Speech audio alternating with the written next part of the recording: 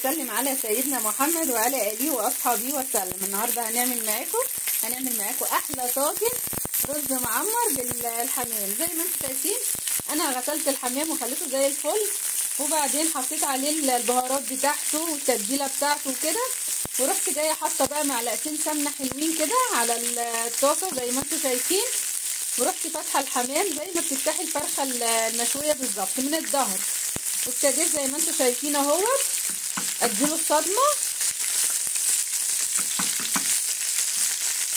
ومحضره البرام بتاعي اهوت. هغسل بقى الرز وارجع لكم تاني. الرز بتاعنا اهوت وخليته زي الفل، ورحت جايه بقى حاطه عليه رشه ملح ورشه سكر وحاطه شويه فلفل اسمر، ورحت مقلباهم كده حلو قوي.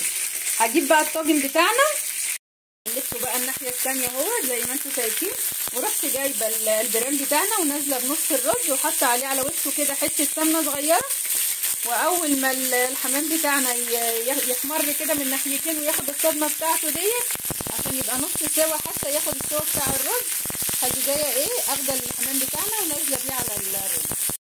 الحمام بتاعنا خد الصدمه زي ما انتم شايفين كده عشان ما ياخدش سوا مع الرز، عشان الرز بيستوي بسرعه. رحنا بقى حاطينه فوق حطينا الرز وحطينا فوقيه الحمام، وهنيجي بقى بنص الرز الباقي وهنزل بيه فوق الحمام.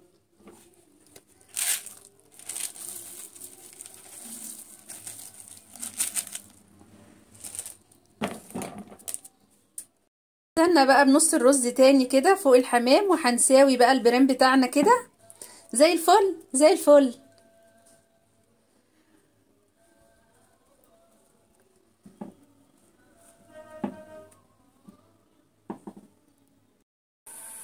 وسوينا البرام زي ما انتم شايفين كده ما شاء الله، ورحنا جايبين بقى السمنه اللي احنا شوحنا فيها الحمام ورحنا حاطينها على وش الرز. دلوقتي بقى هنجيب اللبن وننزل بيه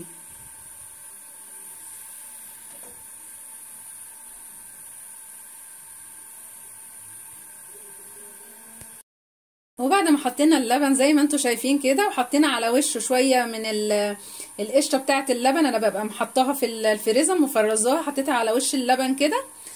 وبعد كده هاخده بقى وانزل على الشوايه ياخد وش حلو قوي، وبعد كده اجي جايه حطاه تحت على الفرن من تحت يستوي بقى براحته. يلا بينا نحطه في الفرن كده. حطيناه في الفرن اهوت تحت الشوايه، هياخد بقى وش كده شويه، وبعد كده انزله على الشبكه اللي تحت يستوي بقى براحته. نرجع لكم بعد ما يستوي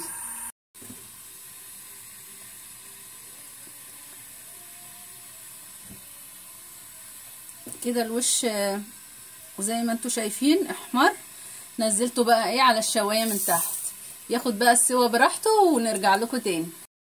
ايه رايكم في الطاجن الجميل دوت اللي يفتح النفس؟ بصوا ما شاء الله عليه، الله اكبر، يعني الف هنا وشفا اللي هياكل.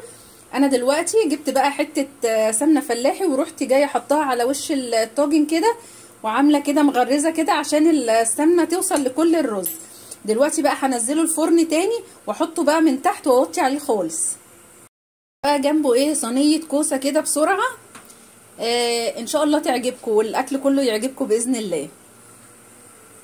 بتاعتنا هي خلاص استوت ووطينا عليها خالص، وادي البرام بتاعنا الجميل بعد ما طلع. الله الله، ايه الجمال دي والعظمه ده، ايه الحلاوه دي. يا رب يكون الفيديو بتاعي عجبكم، ما تنسونيش بقى في اللايك والشير وسبسكرايب، واللي ما شافش قناتي واول مره يشوفها يفعل الجرس عشان يوصلكم مني كل جديد.